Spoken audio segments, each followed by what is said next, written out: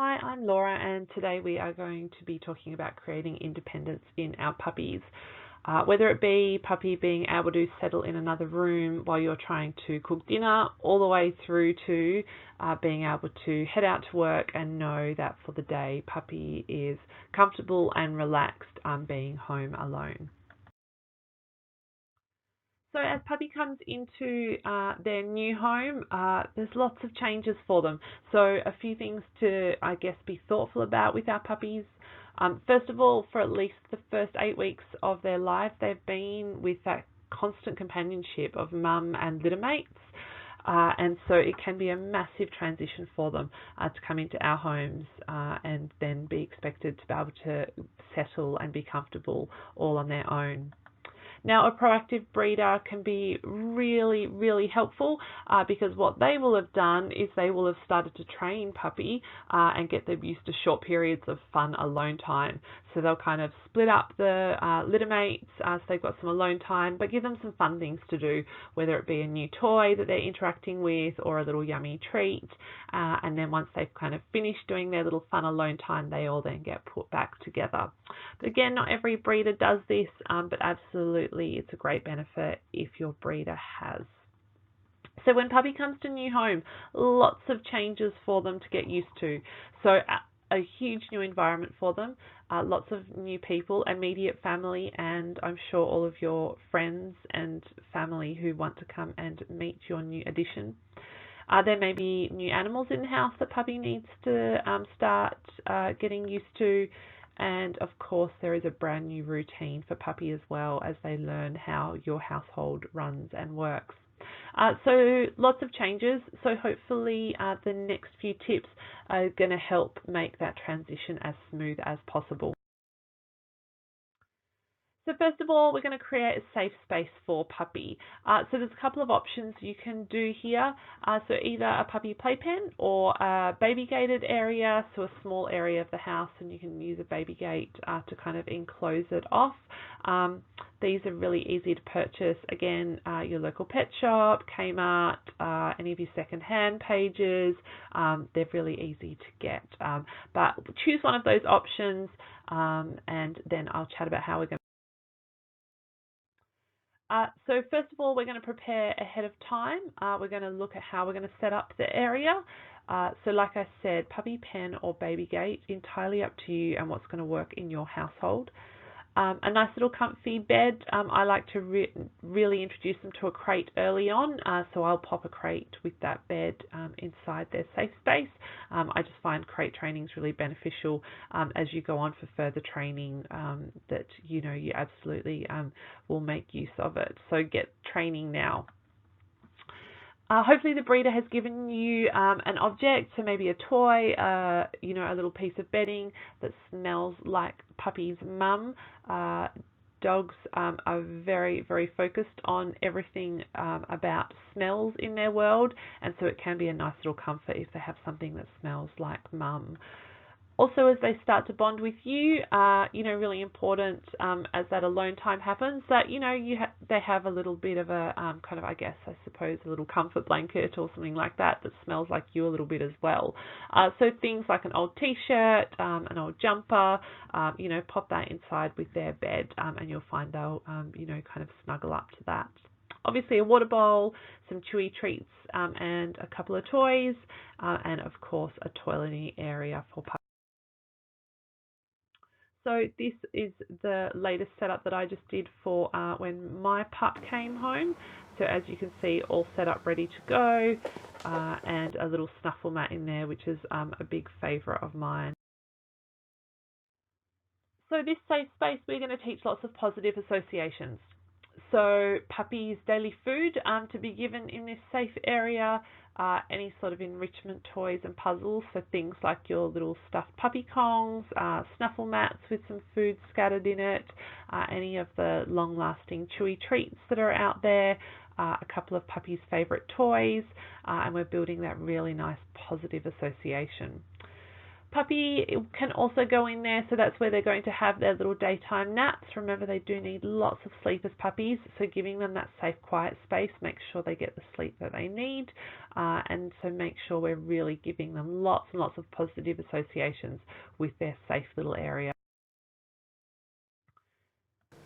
So this is little Rogue. She's in her little safe space, chewing quite happily in her crate. She's got a little chewy treat there, which she's really enjoying. And the next one, one of her favourites, and still is her snuffle mat. So she's just got some of her puppy kibble in here, and she's really enjoying that little independent exercise. Steve Mann from Institute of Modern Dog Trainers has a great book called Easy Peasy Puppy Squeezy. If you haven't got a copy, grab one.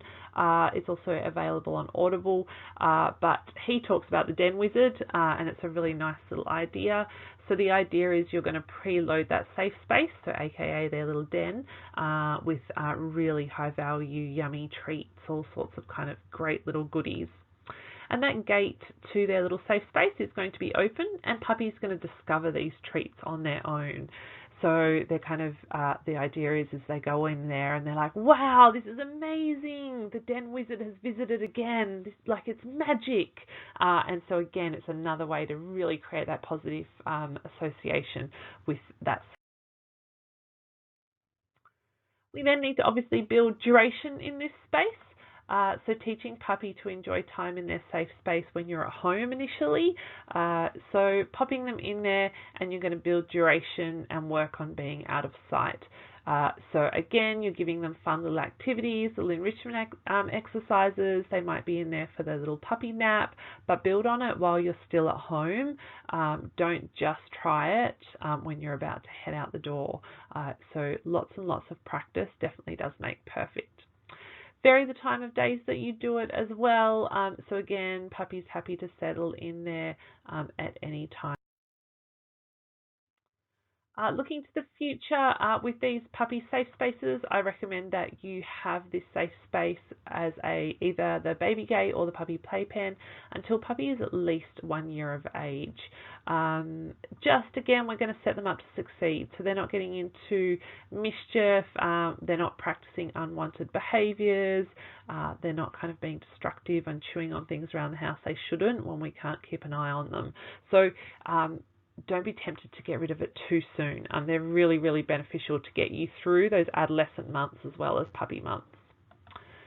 But we also want to think about outside time. So lots of clients, what they want is a dog that is happy inside, but obviously if they're going out to work for long hours during the day, is that puppy can spend time in the backyard as well. So do get training this now, and exactly the same way as we did with training that indoor safe space. So lots of positive associations with being outside alone. So it might be that you do a scatter feed. So do the scatter feed, but then you head back indoors. Let puppy be independent and find that on their own. Same with little treasure hunts. Go and hide, a few little chewy treats around the backyard. And again, let them do that independently and build that really nice association with being out there on their own. Means really good stuff happens. Chewy, long-lasting treats is a great one as well. So puppy can go outside, again, with a yummy chewy treat, and you can head back indoors, and again, puppy can be out there and have a nice positive. Video is a nice one to use because it does help you monitor progress, and basically it means you can observe puppy when you are going to leave the house. So there's a few options out there. You can absolutely buy a cheap little security camera, and what it does is it just links to your phone, so you can access it and just keep an eye on puppy all the way through to, there's some really fancy new devices out there. So the bottom picture here is called a Furbo. So these ones not only have a video camera in it, but they also have a function on your phone where you press your screen and it releases treats. It flicks out some little treats for your puppy. So again, it's not a must, but it's a nice little addition if that's the way you want to go. One quick word of warning with these kind of products though, they do tend to have a microphone option. I do encourage you not to use that microphone option. I have seen, and I've spoken with several vet behaviourists about this as well, is that we have seen those puppies where if you talk to them through the microphone, it actually can create some undue stress because they can hear you, then they kind of get a bit frantic and start kind of looking for you, not knowing where you are. So my suggestion is the video option is great, but don't be tempted to use the microphone. It can kind of stress. Last little tip, I do suggest that you get in touch with your neighbours.